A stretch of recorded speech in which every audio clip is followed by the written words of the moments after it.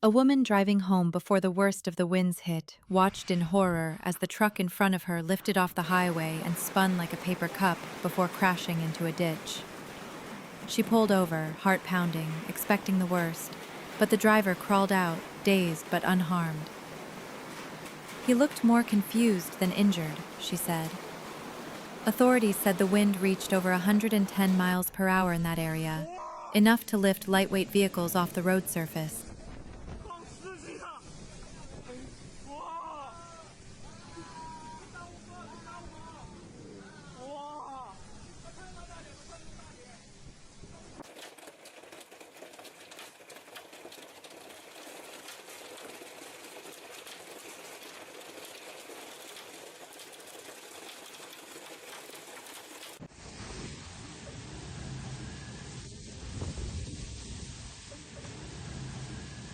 A giant inflatable gorilla, once perched above a used car lot, was spotted drifting high above rural farmland after being snatched by hurricane winds.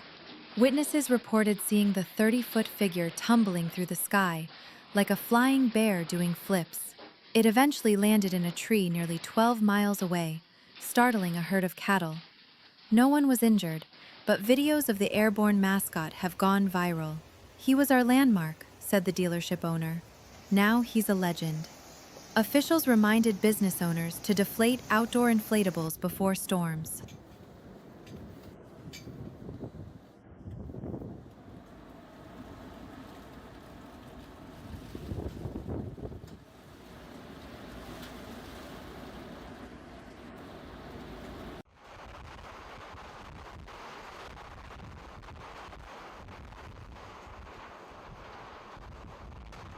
In the rural outskirts of the county, two massive wind turbine blades snapped mid-storm, scattering fiberglass across nearby fields.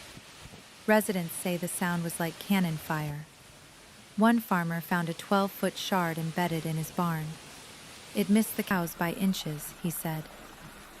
The turbines, rated for high winds, weren't meant to withstand the recorded 140 miles per hour gusts. No injuries were reported, but the incident reignited debate about wind energy infrastructure in hurricane-prone areas. Engineers have been dispatched to assess the remaining turbines for structural weakness.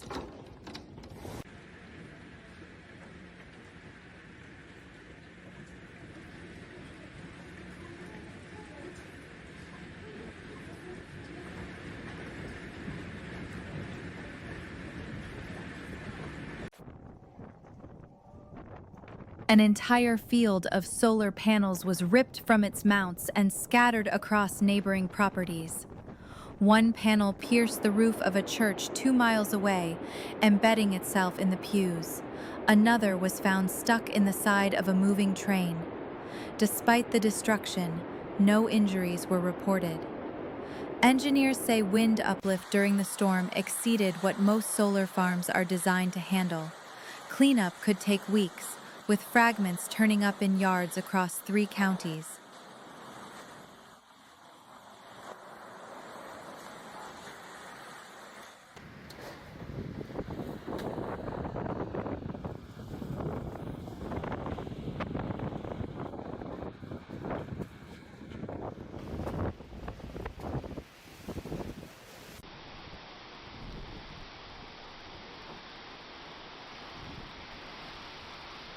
After the storm, a cross made of driftwood was discovered lodged upright in a sand dune where dozens had sought shelter. Locals have since preserved it as a symbol. "It felt like he marked the place where we were saved," said one evacuee. "We'll never move it."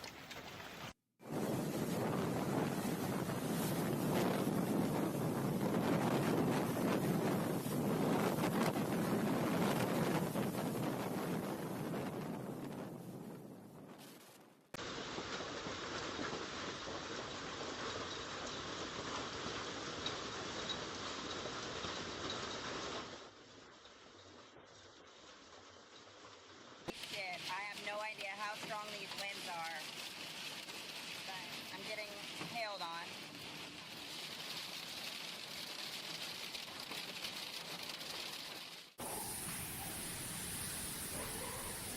Over 4,000 utility poles were downed across the affected zone, leaving more than 300,000 residents without power. Some communities may remain dark for weeks. Substations flooded, transmission lines snapped, and transformer fires were reported in multiple locations. Repair crews from 6 neighboring states have been dispatched, working 16-hour shifts.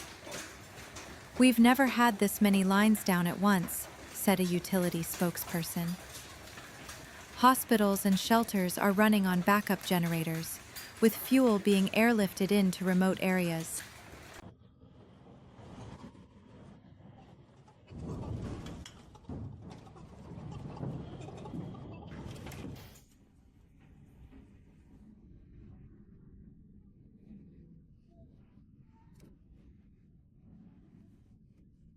The morning after, children wandered the neighborhood, pointing out what had changed. "That tree wasn't broken before," one said. "That trampoline wasn't there." They turned it into a game, spot the difference, but the parents watched in silence, tallying lost cars, collapsed roofs, shredded fences. One boy found a soggy storybook in a ditch and began reading aloud, sitting cross-legged on the wet sidewalk. Others joined him. For a moment, no one remembered the night's terror, only the sound of a child's voice trying to bring a story back to life.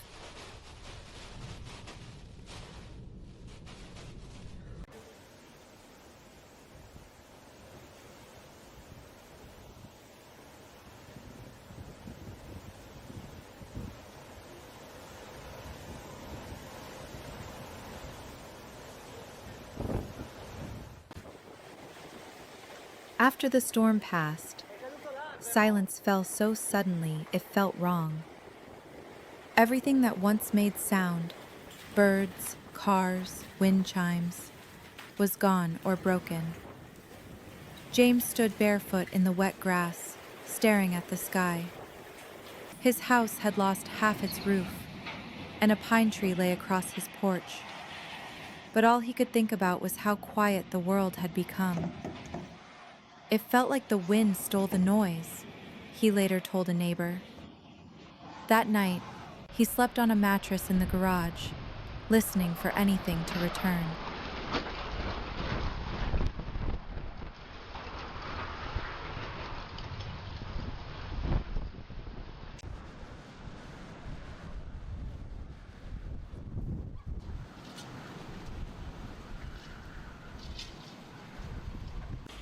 The wind came so suddenly that Ella barely had time to grab her backpack. She ducked into a drainage culvert just as debris started flying past like shrapnel. For nearly 30 minutes, she lay curled in mud, listening to trees snap and metal twist. When it ended, she climbed out to find her street unrecognizable, cars flipped, roofs gone. But the culvert had protected her completely. Later, a rescuer said it was the smartest dumb luck he'd seen all week.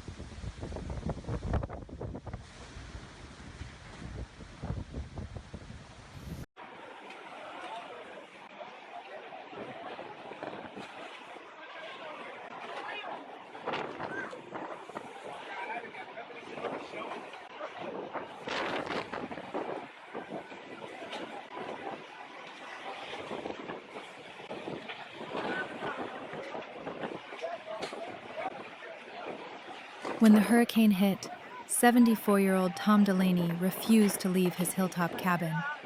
He reinforced the windows, tied himself to a structural beam with old climbing rope, and waited. Outside, winds tore shingles and trees from the ground. Inside, the house trembled, but held. "It was like standing in the path of a train for 5 hours," he said.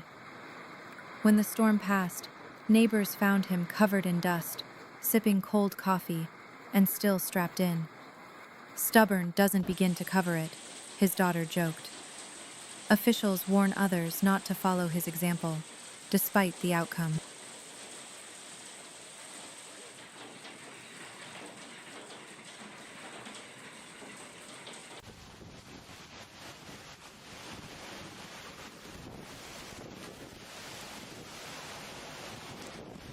A pastor live-streamed prayers throughout the hurricane using backup battery packs. Hundreds tuned in from darkened homes and flooded shelters. It kept us connected, one viewer wrote. I couldn't see the sky, but I could hear faith. The stream ran 14 hours without pause.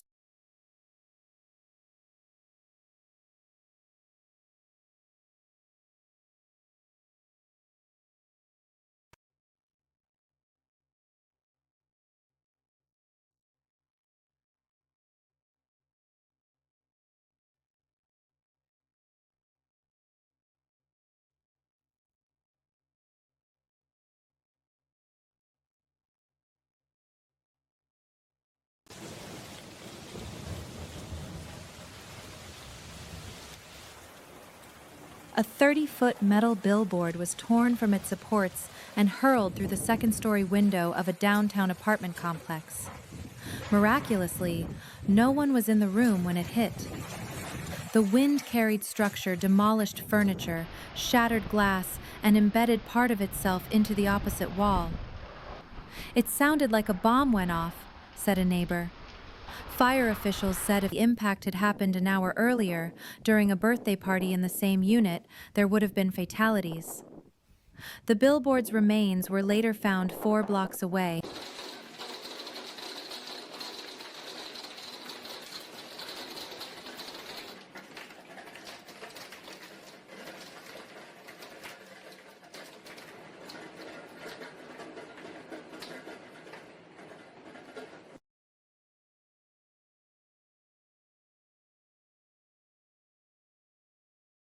A 9-year-old boy separated from his parents during evacuation was found safe at a shelter 60 miles away. Volunteers shared his photo online, and it was seen by a cousin who contacted officials. Reunification took 2 days. He was scared but okay, said a nurse at the shelter. Over 200 children were temporarily unaccompanied in the days following the storm.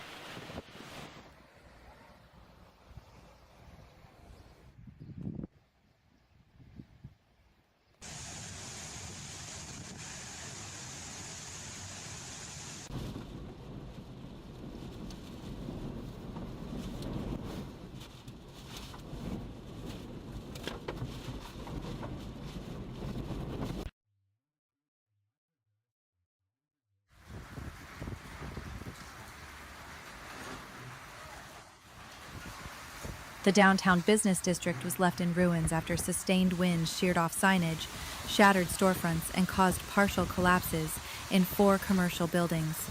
The city estimates more than $70 million in damage to infrastructure alone. Crews are still working to clear glass and metal from the main thoroughfares. Of the 123 businesses surveyed post-storm, only 27 were able to reopen. Local officials have requested federal disaster relief as cleanup efforts intensify. Aber so richtig krass. Guck mal die Bäume an. Alter. Da ist ein Bäume weg.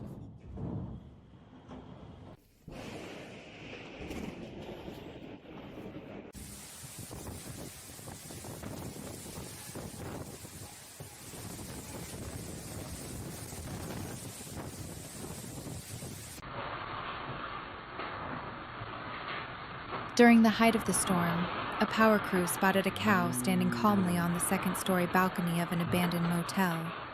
The wind had apparently pushed it up a ramp and into the building. The balcony railing kept it from falling. It was safely led back to ground level once winds died down.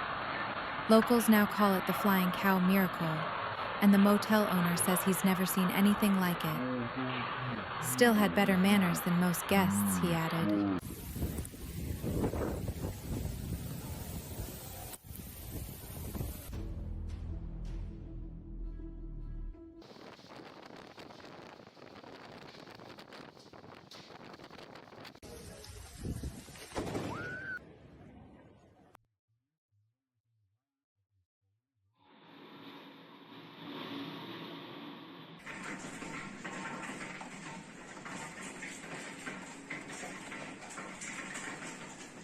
The agricultural sector suffered heavy losses, with initial reports indicating over 60% of local crops destroyed.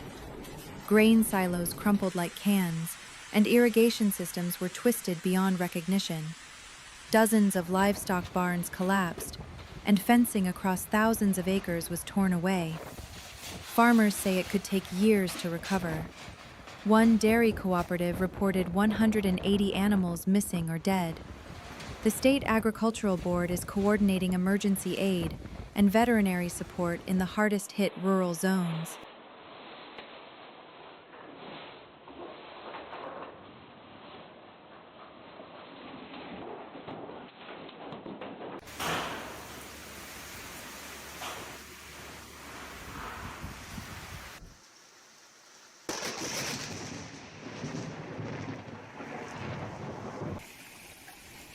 At 3 a.m., police cruisers drove slowly down residential streets, loudspeakers repeating evacuation orders in English and Spanish. Most families had already gone, but some waited too long. Volunteers knocked on doors, helped an elderly woman down the stairs, and carried a toddler wrapped in a blanket. Buses idled at the school parking lot as final groups climbed aboard. Hours later, that neighborhood was underwater. "We got out just in time," said one man, still clutching his dog.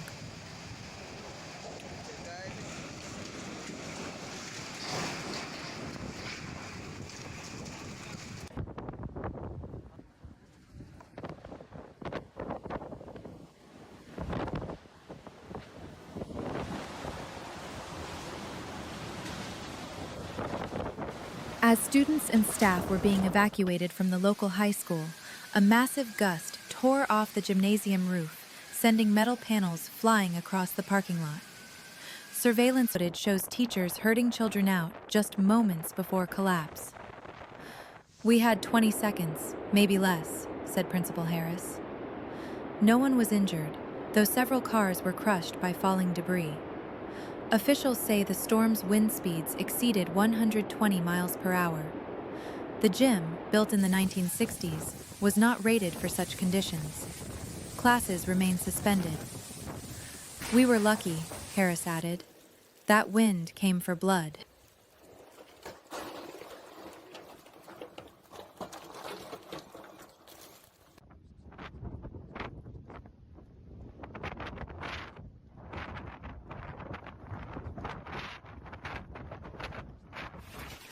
Responders searching a flooded street found a 2-year-old girl sitting on a floating couch, soaked but alive, her arms wrapped tightly around the family dog. No adults were nearby. The home had been destroyed hours earlier, and it's believed the rising water lifted the furniture to safety. The dog, a Labrador mix, reportedly barked until rescuers approached. Both were taken to a shelter, where the girl was quickly reunited with relatives. "We don't know how they survived," one firefighter said, but that dog never left her side. Authorities are calling it a small miracle amid widespread devastation.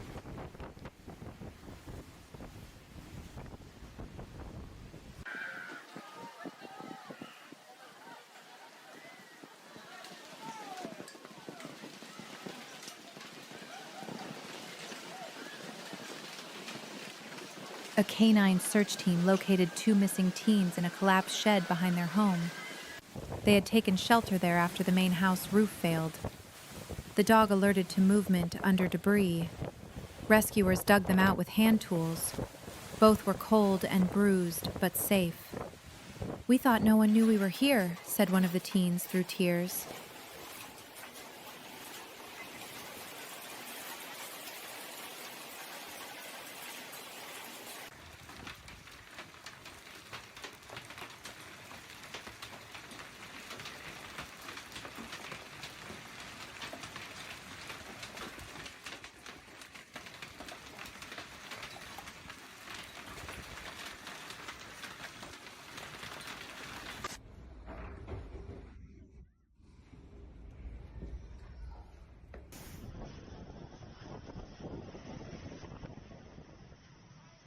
A rescue team responding to a 911 call found an elderly man trapped in his attic by rising water.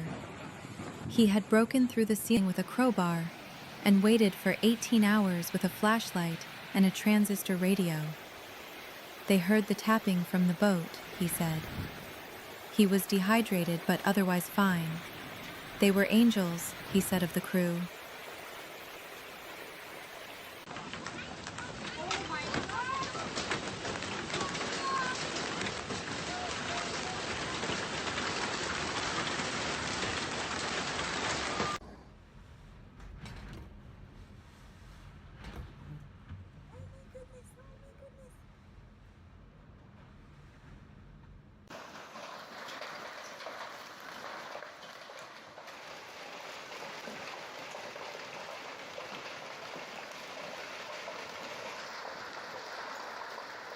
Preliminary assessments show that nearly 70% of homes and buildings in the coastal counties sustained wind-related damage during the recent hurricane.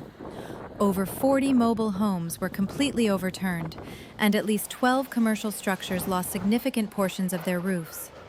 Utility poles were snapped along 19 major roads, and wind gusts were measured up to 129 miles per hour in some areas. Officials noted that older buildings were disproportionately affected. Insurance teams have begun documenting losses, with early estimates in the hundreds of millions.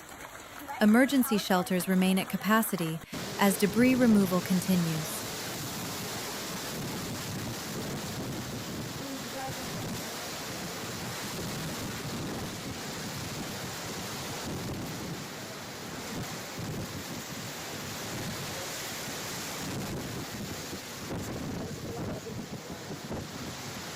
Inmates from the county jail were evacuated by armored bus, hands zip-tied, escorted by National Guard. A low-lying floodplain threatened the facility, and officials moved over 140 prisoners to a high-security unit inland. It was a quiet, tense transfer. "We've never evacuated our jail before," said the sheriff. Power was lost 2 hours later, and parts of the jail were knee-deep in water by morning.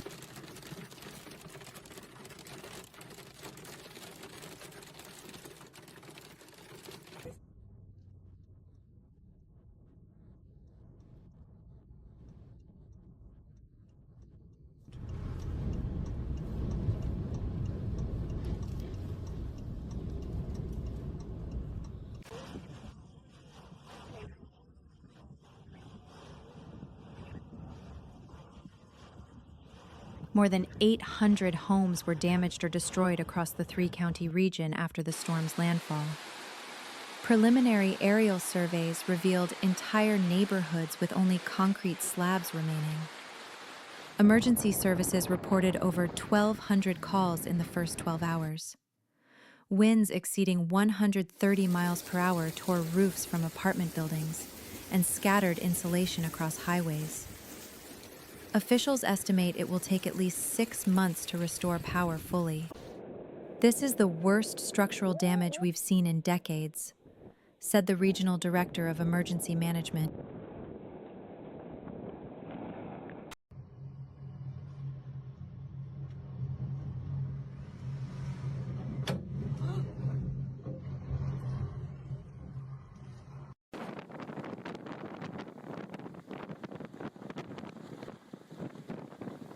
First responders were stunned to find an SUV lodged halfway into the second-floor balcony of an apartment complex.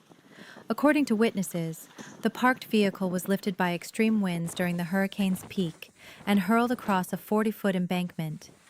No one was inside the SUV, and the residents of the affected apartment were unharmed. "I thought it was a bomb going off," said one tenant. Engineers say wind acceleration between nearby buildings likely created a tunnel effect. "It wasn't just strong wind. It was focused, violent wind," said a structural analyst on scene.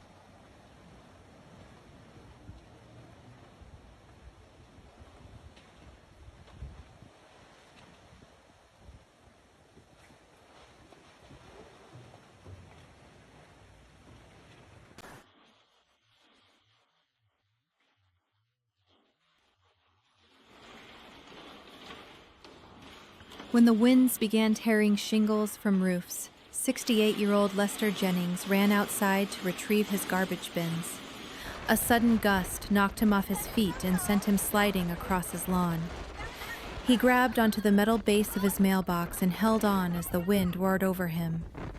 "I thought I'd be blown into the next county," he said. When the storm passed, he was soaked, bruised, but alive. His mailbox was bent and his house badly damaged, but Jennings credits that metal post for saving his life. "Strongest thing I ever installed," he joked.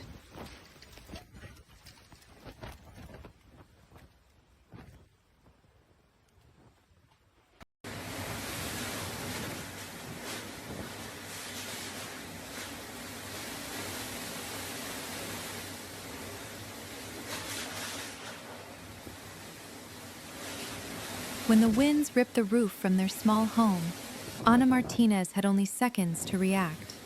She threw a mattress over her 2 young sons and laid across it as debris slammed into the walls and shattered glass flew. "It sounded like a freight train crashing through the sky," she said. For nearly an hour, she held still, praying the house wouldn't collapse. The family was later found shaken but unharmed. The house was destroyed, except for the bedroom where they hid. "She saved their lives," one responder said. "Pure instinct and courage."